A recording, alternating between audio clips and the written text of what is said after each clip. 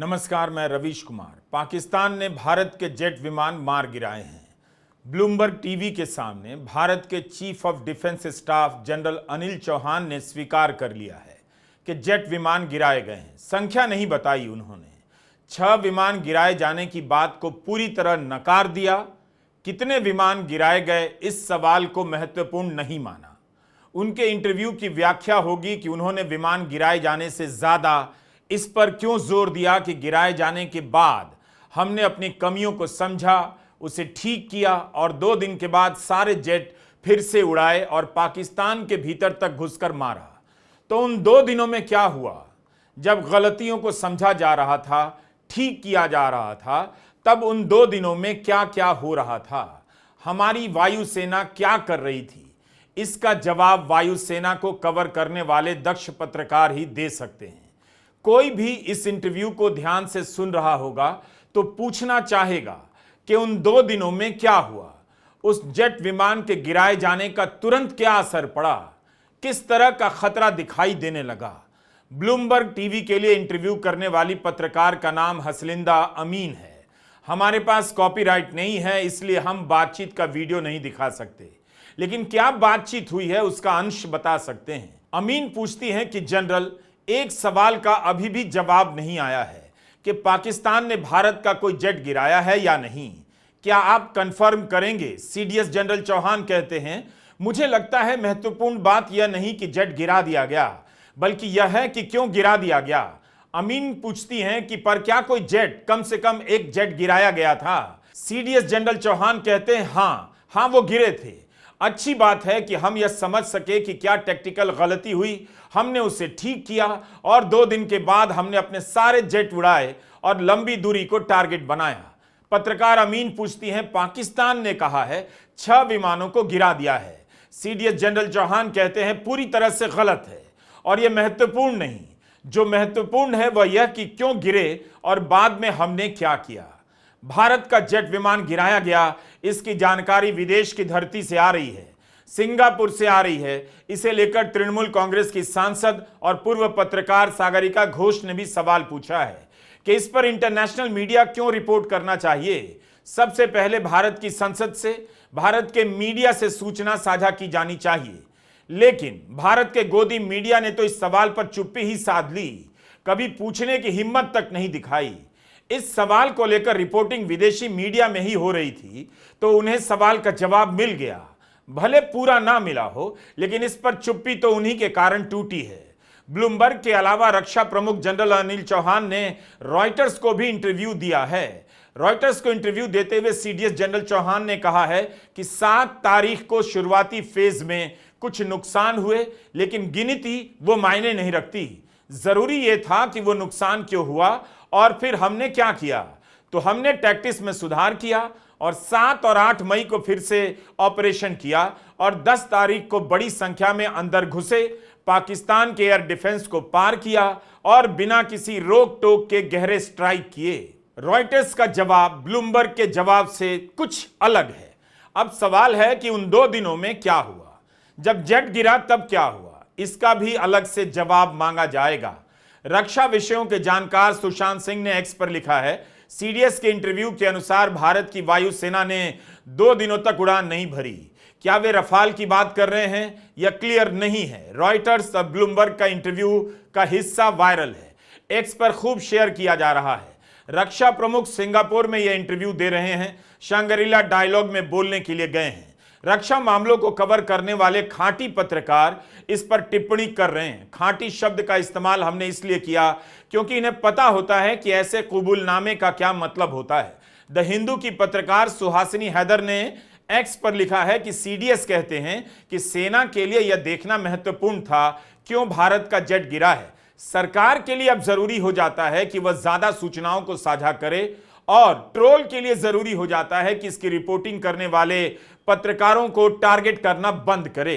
Suhasini Haider the Hindu की पत्रकार हैं। इसी अखबार की पत्रकार विजेता सिंह ने ऑपरेशन सिंदूर की अगली सुबह 8 मई को विमानों के मलबे की एक तस्वीर साझा की, लेकिन उन पर सब टूट पड़े। विजेता सिंह ने उन तस्वीरों को डिलीट कर दिया।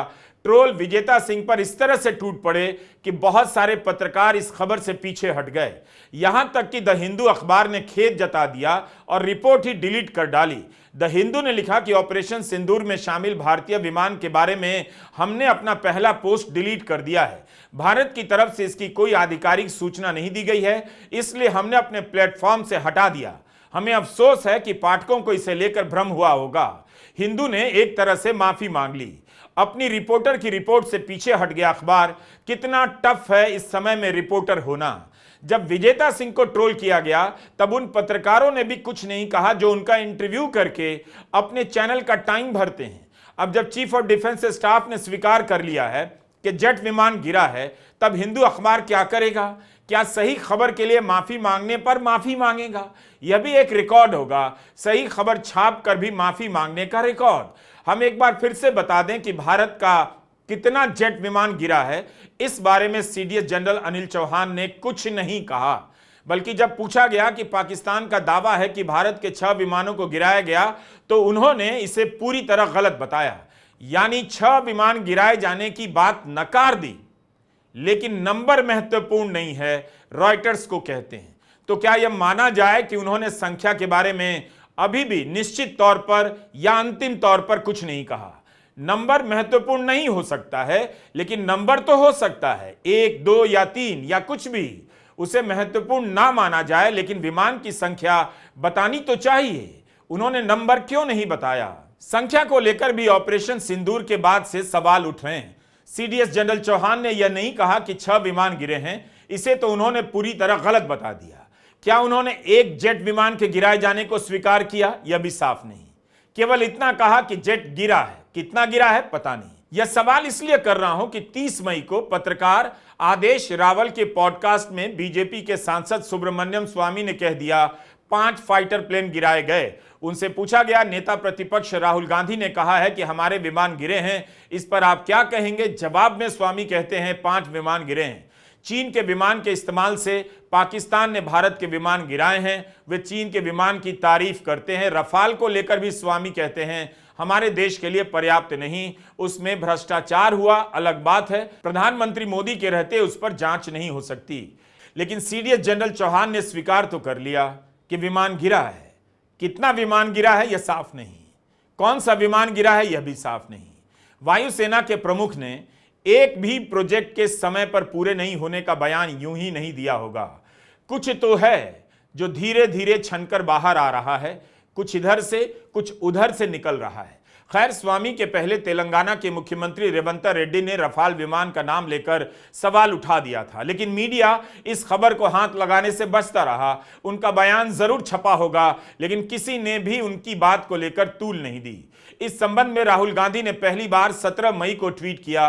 विदेश मंत्री एस जयशंकर ने बयान दिया कि ऑपरेशन सिंदूर शुरू होने पर पाकिस्तान को सूचना दे दी गई थी कि यह सैन्य कार्रवाई है। उनके इस दावे पर सवाल उठाते हुए राहुल ने ट्वीट किया कि हमारे हमले की शुरुआत पर पाकिस्तान को उसकी जानकारी देना एक अपराध था।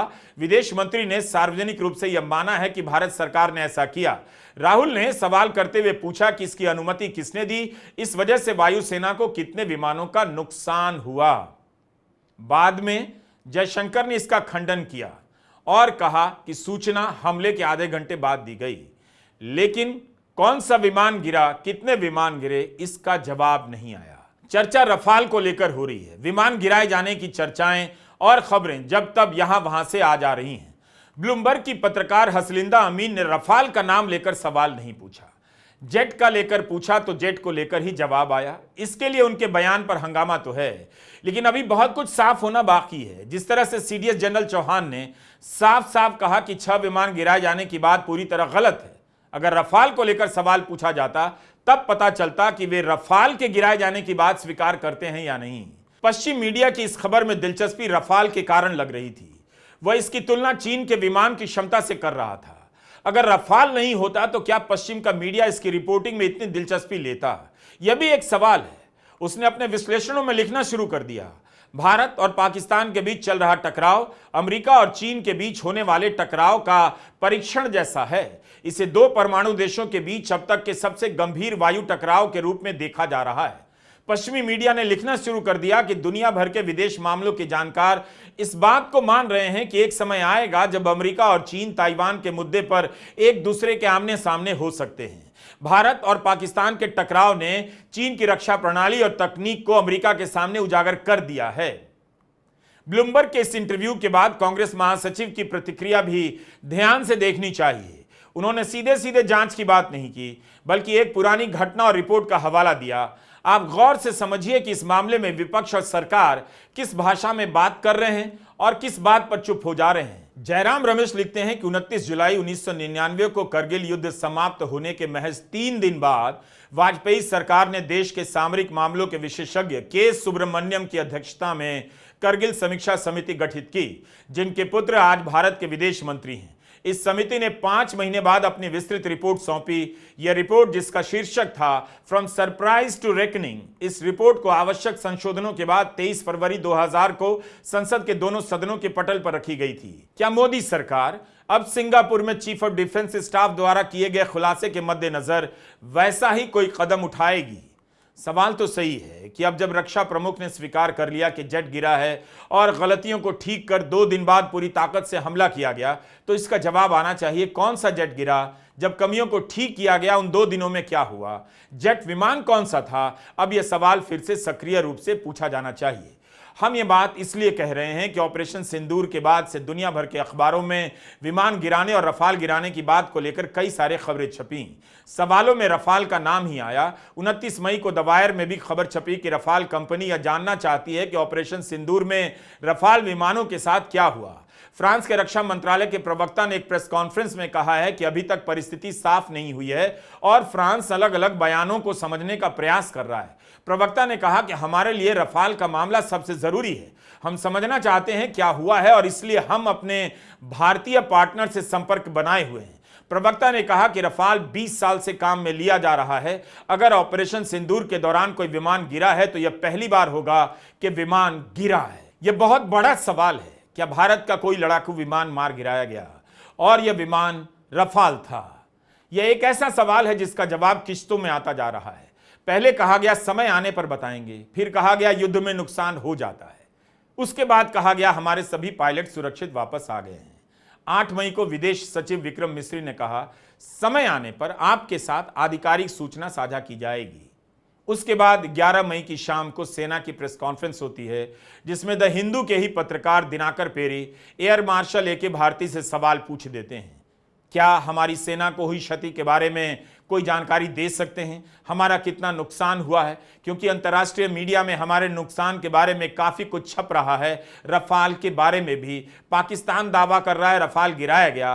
क्या आप इन सवालों का जवाब देकर स्थिति साफ कर सकते हैं? हिंदू के पत्रकार दिनाकर पेरी पूछते हैं। जवाब में एयर मार्शल ने इन अफवाहों को नकारा नहीं, इन सवालों को नकारा नहीं, खंडन नहीं किया, मगर स्वीकार भी नहीं किया। अपने बयान में उन्होंने कहा कि युद्ध के दौरान नुकसान होता है, मगर यह देखना जरूरी है कि क्या हमने अपने उद्देश्य को हासिल किया। I'm happy that you've asked this question. You know, we are in a combat scenario and losses are a part of combat. The question that you must ask us, okay, and indeed that we must ask ourselves, you inclusive, is have we achieved our objectives? Have we achieved our objective of decimating that terrorist camp? And the answer is a thumping yes. And the results are for the whole world to see. As for the details, what could have been, how many numbers, which platform did we lose? You know, at this time, I would not like to comment on that because we are still in a combat situation, and if I comment on anything, it will only be adversary. So we don't want to give him any advantage at this stage. All I can say is that we have achieved our objectives that we selected, and all our pilots are back home. 11 मई की शाम हुई press वार्ता से एक रात पहले यानी 10 मई की रात पाकिस्तान के प्रधानमंत्री शहबाज शरीफ ने अपने भाषण में कहा कि कि पाकिस्तान ने रफाल विमान गिरा दिया। रफाल को लेकर सबसे पहले CNN में एक खबर छपती है। 7 मई की सुबह 7:45 बजे छपी इस अपडेट में एक पाकिस्तानी अधिकारी का बयान छपा कि पाकिस्तान ने भारत की 3 रफाल विमानों को गिरा दिया है। यानी ऑपरेशन सिंदूर के शुरू होने के कुछ घंटे के भीतर ही रफाल जेट के गिरने की पहली खबर आती है। इसके कुछ घंटे बाद CNN ऑपरेशन सिंदूर पर एक विस्तृत रिपोर्ट जारी करता है। इसमें ऑपरेशन की जानकारी दी जाती है, मगर रफाल के बारे में केवल एक लाइन में कहा जाता है कि पाकिस्तानी सूत्रों ने यह कहा है कि 3 रफाल गिराए गए। CNN अपनी एक और रिपोर्ट में यह भी कहता है कि फ्रांस के अधिकारी इस बारे में जांच कर रहे हैं कि क्या एक से अधिक विमान गिराए गए। इस समय तक विमान बनाने वाली कंपनी या फ्रांस की सेना की ओर से कोई बयान नहीं आया था। कोई भी CNN की इस रिपोर्ट को हाथ तक नहीं लगाता है। PIB भी फैक्ट चेक और फेक न्यूज का ठप्पा नहीं लगाती है। द वायर वेबसाइट ने CNN की रिपोर्ट जारी होने के 12 घंटे बाद इस खबर के आधार पर अपनी वेबसाइट पर एक खबर प्रकाशित की, मगर अचानक ही सरकार के आदेश के चलते इसकी पूरी वेबसाइट को इंटरनेट से हटा दिया गया। द वायर की वेबसाइट को जब इस आदेश को चुनौती दी गई तब सामने आया कि वायर पर छापी गई इसी खबर के कारण वेबसाइट को छिपा दिया गया था। इस शर्त पर वेबसाइट को वापस चालू किया गया कि रफाल वाली खबर को हटाया जाए। वायर ने शर्त मान ली और अभी उसकी वेबसाइट चल रही है, मगर संस्थापकों ने इस बात पर कड़ी आपत्ति दर्ज की कि इस तरह से किसी खबर को रोकना प्रेस की स्वतंत्रता के खिलाफ है। लेकिन रक्षा मामलों के पत्रकार इस सवाल से जूझते रहे कि सेना प्रमुख ने रफाल को लेकर सीधे सीधे खंडन क्यों नहीं कर दिया था। हिंदुस्तान टाइम्स के 11 मई की इस रिपोर्ट में वायुसेना का बयान ज्यों का त्यों छाप दिया गया। उस पर अलग से कोई टिप्पणी नहीं की गई। इसी समूह के हिंदी अखबार हिंदुस्तान में एक दूसरे एंगल से रिपोर्ट छापी जाती है। 12 मई को छपी इस खबर में अखबार बताता है कि भारत और पाकिस्तान के बीच बढ़ते तनाव के दौरान रफाल बनाने वाली कंपनी दसॉ एविएशन के शेयर रॉकेट की तेजी से बढ़ने लगे, मगर अब इनमें गिरावट देखी जा रही है। अखबार लिखता है कि राफेल के गिराए जाने की खबरों के कारण इस कंपनी का शेयर गिर रहा है। तो आपने देखा, इस पूरी प्रक्रिया को देखिए, कैसे कैसे जवाब आ रहा है, कैसे कैसे इसकी खबरें यहां वहां से छप रही हैं। विदेशी मीडिया में लगातार इसे लेकर विश्लेषण छपते रहे, यहां तक कि सूत्रों के हवाले से भी भारतीय पत्रकारों ने इस पर ठीक से रिपोर्ट नहीं किया। Chief of defence staff general Anil Chauhan के इस इंटरव्यू के बाद फिर से यह सवाल उठने लगा है, जो जेट गिरा है वो कौन सा था, उसका नाम क्या है। ऐसी खबरों को हड़बड़ा कर नहीं करना चाहिए। हमने बहुत धीरज रखा, इसलिए हमने इस सवाल पर अलग से कोई पूरा वीडियो नहीं बनाया, बल्कि जैसे जैसे सवाल आते गए अपने अलग अलग वीडियो में शामिल करता चला गया। सेना की प्रेस कॉन्फ्रेंस में सवाल आया था, तब भी पूरा वीडियो नहीं बनाया, लेकिन इसे जरूर नोट किया कि क्यों इस सवाल का साफ साफ खंडन नहीं किया गया। प्रेस कॉन्फ्रेंस में क्यों कहा गया कि युद्ध में नुकसान तो होता है? तो क्या किसी को ठीक से पता था कि यह खबर हमेशा के लिए छिपाई नहीं जा सकती है? इसलिए पहले दिन से साफ साफ इनकार मत करो, लेकिन स्वीकार भी मत करो। बस कहते रहो कि नुकसान होता है, पायलट वापस आ गए हैं। यहीं पर एक पत्रकार को भाषा के आर पार जाकर देखना होता है और सही समय आने तक के लिए अपनी खबर को छोड़ देना होता है, या जोखिम उठाते हुए खबर लिख देनी पड़ती है। मगर जोखिम उठाने के लिए एक शर्त है, ऐसी खबरों की समझ होनी चाहिए कि एक लड़ाकू विमान के गिरा देने से युद्ध पर क्या असर पड़ता है। रक्षा प्रमुख के इंटरव्यू के बाद अलग से वीडियो बना रहा हूं, जो आप देख रहे हैं पहली बार, क्योंकि विमान का गिरना केवल एक विमान के गिरने की खबर नहीं, इसका रक्षा कवच पर क्या असर पड़ता है, बात वहां तक जाएगी और उसे बताने की समझ भी होनी चाहिए। वही बता सकता है जो जंग के समय की रणनीतियों को ठीक से जानता हो। मैं नहीं जानता। इस एक सूचना से युद्ध की रणनीति बदल जाती है। उम्मीद है इसकी भी जानकारी दिलचस्प होगी जब आएगी। रक्षा प्रमुख ने कहा, अपनी कमियों को ठीक कर 2 दिन बाद पूरी ताकत से हमला किया गया और आतंकी ठिकाने नष्ट कर दिए गए। वायुसेना प्रमुख ने भी कहा, ऑपरेशन पूरी तरह कामयाब रहा है, इसमें किसी को शक नहीं होना चाहिए। लेकिन इतनी बड़ी कामयाबी के बीच एक विमान के गिराए जाने की खबर को संदेहों के बादलों ने क्यों घेरे रखा है? इस खबर को भी बादलों से बाहर आना चाहिए, जैसे कोई लड़ाकू विमान उन्हें चीरता हुआ बाहर आ जाता है। बताना चाहिए कि जेट की संख्या कितनी थी और क्या वह विमान रफाल था। नमस्कार, मैं रवीश कुमार।